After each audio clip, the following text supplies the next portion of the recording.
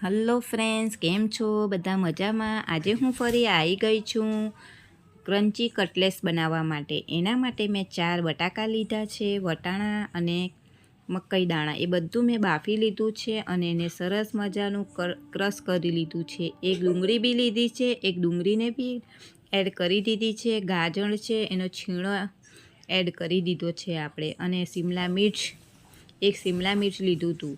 અને પૌવાને થોડી વાર પલાળી રાખ્યા અને 1 વાડકી જેટલા પૌવા બી એડ કર્યા અને 4 ચમચી જેટલો મેં ચણાનો લોટ, એનાથી થોડું ક્રિસ્પી અને ક્રન્ચી થશે.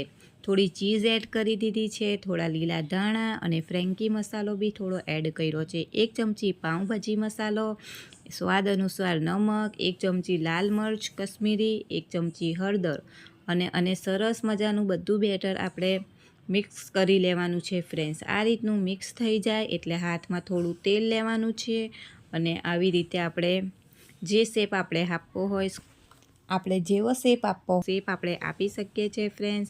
અને એને તલમાં થોડું આપણે ડીપ કરી લઈશું અને પછી એને આપણે તેલ ઓલરેડી ગરમ કરવા મૂક્યું હતું અને એને આપણે તળવા માટે મૂકી દીધા છે.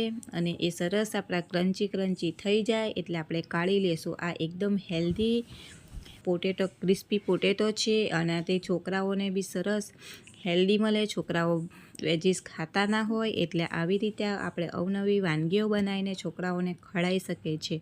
અને એ હેલ્ધી છે એટલે છોકરાઓ માટે બી સારું છે. અને છોકરાઓ આ કાઢી બી ના શકે. એમ તો શાકમાં કસામાં હોય તો છોકરાઓ કાઢી લે, પણ આ સરસ બની છે, એકદમ મસ્ત. છોકરાઓ ઝટપટ ચટ કરી જાય. Bye bye.